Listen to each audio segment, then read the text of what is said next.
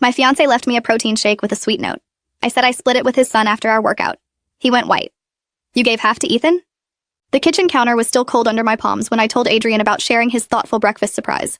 He'd been standing by the coffee maker, casual in his weekend clothes, asking about my morning run with his 12-year-old son. It was great, I said, still catching my breath from the 5-mile loop we'd finished 30 minutes earlier. And thank you so much for that protein shake you left me. That was really sweet. Ethan and I split it after our workout since we were both starving.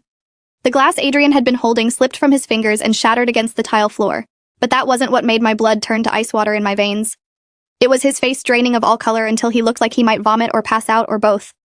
His lips moved without sound for 3 full seconds before he managed to choke out those 4 words that would destroy everything I thought I knew about the man I was supposed to marry in 6 weeks.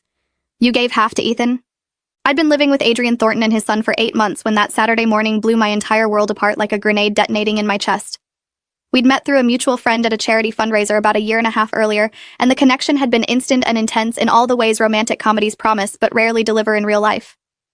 Adrian was a pharmaceutical sales representative with a corner office downtown, a beautiful colonial house in the suburbs, and a son he shared custody of with his ex-wife Melissa. He seemed perfect, honestly. Attentive without being clingy, successful without being arrogant, and incredibly patient with blending our lives together at a pace that felt natural, rather than forced. His son Ethan was shy at first, but gradually warmed up to me, especially after I started joining their Saturday morning runs and teaching him how to make my grandmother's famous chocolate chip cookies every other weekend when he stayed with us.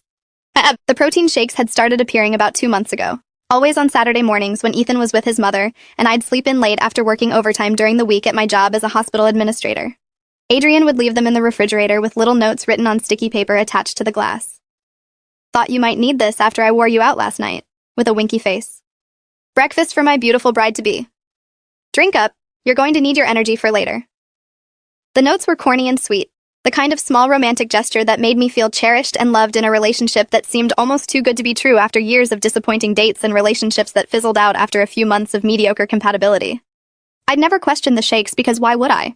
They tasted slightly bitter, but protein powder always tastes somewhat unpleasant regardless of the advertised flavors that promise chocolate or vanilla, but deliver something closer to chalky sadness.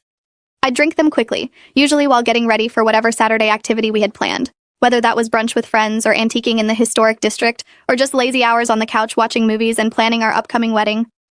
The shakes made me feel slightly nauseous sometimes, and I'd occasionally have to lie down for an hour or two with what I assumed was just my body adjusting to the protein supplement, or maybe mild lactose intolerance acting up.